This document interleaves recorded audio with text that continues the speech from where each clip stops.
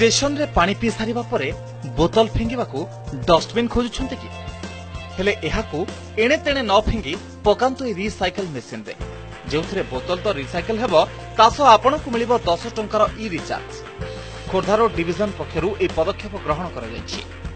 Bhubaneswar station रे प्रथम पर्याय दुईटी मेसिन लागिछि।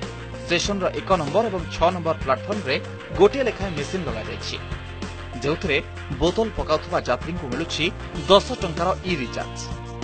स्वच्छ भारत अभियान पे गोटे भल स्टेप निया जाइछि आ परिवेश भी भल सफा रहउछि एथिपय आ लोक मान को एटा यूटिलाइज करबा दरकार जो माने कि कोरोना हांती एमती मशीन गोडा भल पैन लगा हिछि से गोडा पे यूटिलाइज करले भल हबा। एटा व्यवहार होछि वर्तमान कस्टमर सब अलिया आवर्जना मेलर भरथिले वर्तमान डस्टबिन से व्यवहार करा गला आदरे पकैले मशीन गुंड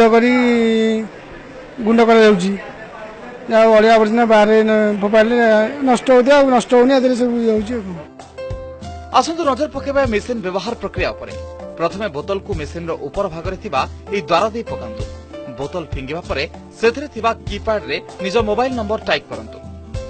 से नंबर को 20 सेकंड भीतर एक मेसेज आसीबो जहा द्वारा आपण रिचार्ज एप्लीकेशन माध्यम रे 10 टंकार रिचार्ज करि परिबे।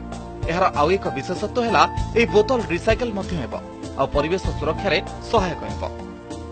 लोक बेनिफिट कौन ना जो कौन सी जो यूज एंड थ्रो बोतल अच्छी बोतल टाक पकड़े पकड़े तार मोबाइल नंबर डायल कले से 10 रुपीस मोबाइल रे बैलेंस आछी आ तार गूगल सर्च कले हो बैलेंस स्मार्टफोन पे अलिया सब आवर्जना हो जोर पाल बोतल पकड़ बोतल माटी मिसी पारुनी अलिया होची से गोटे खोली ए माने लोकंकर भी सुविधा हम प्लस अलिया भी एत हेनी बोली 200 मिलीलिटर ठारू आरंभ करी 2 लिटर पर्यंत प्लास्टिक बोतल एथिरे पका जाय परिबो। आगो एभली मेसिन अन्य स्टेशन रे लगेबाकू योजना करूछि रेलबाई। स्वच्छता आड़कू आ गोटे पाद विशेष करी स्टेशन और ट्रेन में बहुल भाव व्यवहार होतुबा प्लास्टिक बोतल को नष्ट करिया में लागिछि नुआ मेसिन जो बोतल को फिंगिबा परे ताहा रिसाइकल होउछि। खाली सेतिकी नुहे लोकं को 10 टंकार रिचार्ज मिलुची जहाँकि मोबाइल को एसएमएस जरिया आसुची जहाँकि स्वच्छता दिगरे यह यथेष्ट काम करियो बोली कुआ जाउची। भुवनेश्वर स्टेशन कैमरामैन प्रशांत मंडल शुभकांत पड़ियारी न्यूज 18 ओडिया।